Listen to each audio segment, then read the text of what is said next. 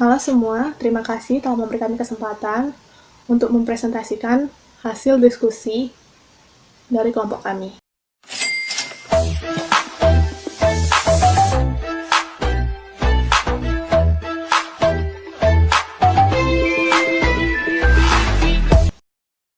Kami dari kelompok W akan mempresentasikan bab 11 mengenai permintaan dan penawaran agregat.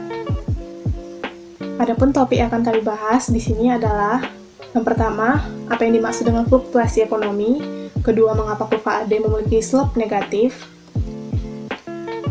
faktor apa yang dapat menggeser kurva AD, mengapa kurva AS memiliki slope positif di jangka pendek dan berbentuk vertikal di jangka panjang, lalu faktor apa yang dapat menggeser kurva AS, dan yang terakhir, bagaimana interaksi antara kurva AD dan AS.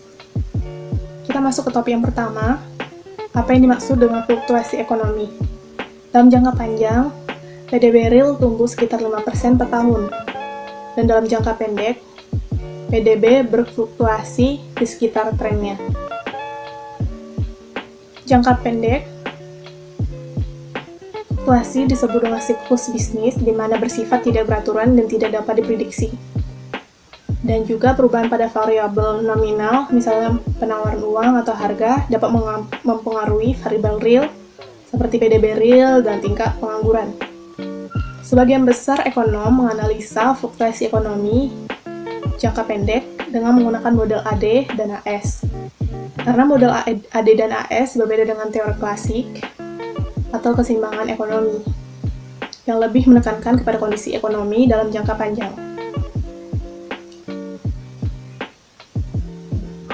Pada bagian vertikal, yaitu P, itu disebut dengan tingkat harga, dan horizontal, Y, itu adalah output nasional atau PDB.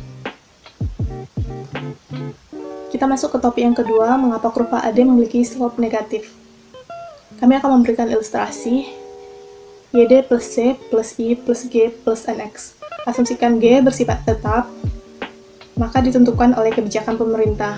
Maka jika P naik, C turun, Y akan turun, dan sebaliknya, slope akan menjadi negatif. Mengapa kurva AD memiliki slope negatif? Maka, kita memiliki 3 alasan. Yang pertama, wealth effect, interest rate effect, exchange rate effect. Yang pertama, wealth effect, yaitu harga naik, lalu konsumsi turun, maka Y akan turun.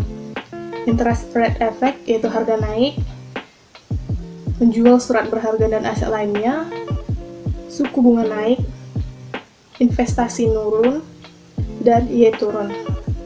Dan terakhir, exchange rate effect, harga naik, suku bunga naik, capital inflows, nilai rupiah naik, ekspor turun, impor naik, NX turun, dan Y turun.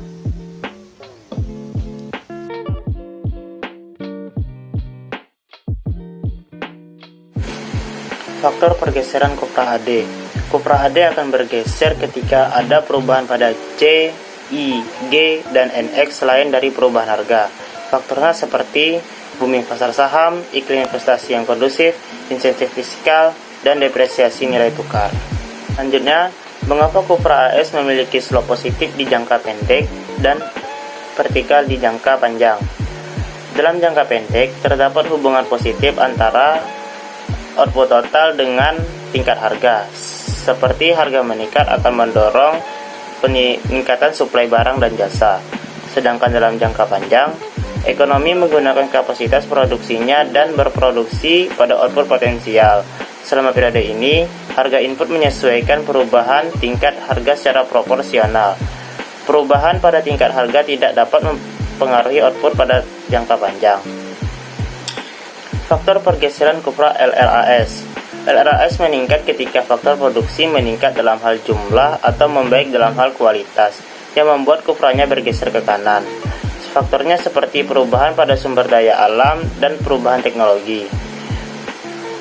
Untuk faktor pergeseran kurva SRAS, semua faktor yang dapat menggeser kurva LRAS juga akan menggeser kurva SRAS.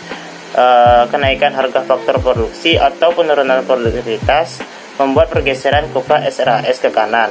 Begitu pula sebaliknya. Yang ketujuh, ada keseimbangan jangka panjang. Pada keseimbangan jangka panjang, PE sama dengan P, Y sama dengan YN, dan pengangguran berada pada level natural rate. Yang kedelapan, ada interaksi antara kurva AD dan AS. Ada 4 langkah dalam menganalisa fluktuasi ekonomi. Yang pertama, tentukan kejadian apa yang menggeser kurva AD dan AS. Yang kedua, tentukan apakah kurva AD atau AS bergeser ke kiri atau ke kanan. Yang ketiga, gunakan gambar kurva AD dan AS untuk mengetahui dampaknya terhadap perubahan Y dan P. Yang keempat, gunakan gambar kurva AD dan AS untuk mengetahui bagaimana ekonomi berubah dari kondisi keseimbangan jangka pendek yang baru ke jangka panjang yang baru. Lalu, interaksi kurva AD dan AS kejadian 2. Kejadian kehancuran pasar saham. C mempengaruhi kurva AD.